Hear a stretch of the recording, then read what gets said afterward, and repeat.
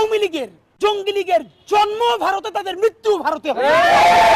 বাংলাদেশে তাদের কোনো শিকড় নাই। দেখেন এখন তাদের নতুন নেতৃত্ব আনতে চায় সজীব ওয়াজেদ জয় আমেরিকায় বৈশা, আর নিজে দিল্লিতে আছে না নাই তাও তো জানি না। এখন কোন অবস্থায় আছে, চিতে আছে, কবরে আছে, নাকি ট্রমায় আছে নাকি নাই, এটা তো তার কালকে ক্লিয়ার করা উচিত।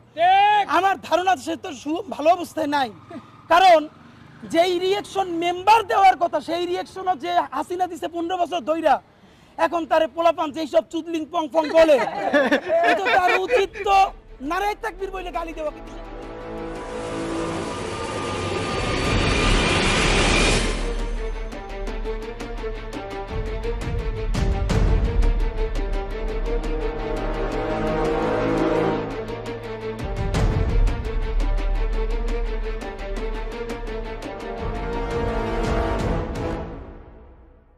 ভাই, আপনি এভাবে প্রকাশ্যে ভারত এবং দেশে আভ্যন্তরীণ বিশৃঙ্খলা এবং চাঁদাবাজি নিয়ে প্রকাশ্যে কথা বলেন, আপনার যে কোনো সময় প্রাণ নাশের আশঙ্কা রয়েছে।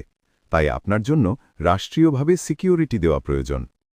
আমাদেরকে গুলি করার আগ পর্যন্ত কোনো কিছুটা আমাদের গায়ে লাগে না। যতক্ষণ না পর্যন্ত বুকে বা মাথায় গুলি চলবে ততক্ষণ পর্যন্ত আমরা কোনো স্ট্রাগল মনে করি না, এবং এক্সট্রা কোনো সিকিউরিটি লাগবে না।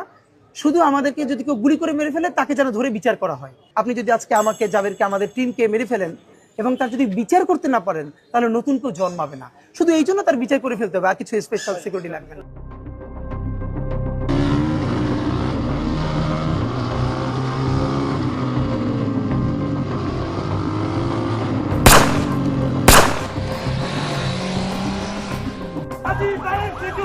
চলবে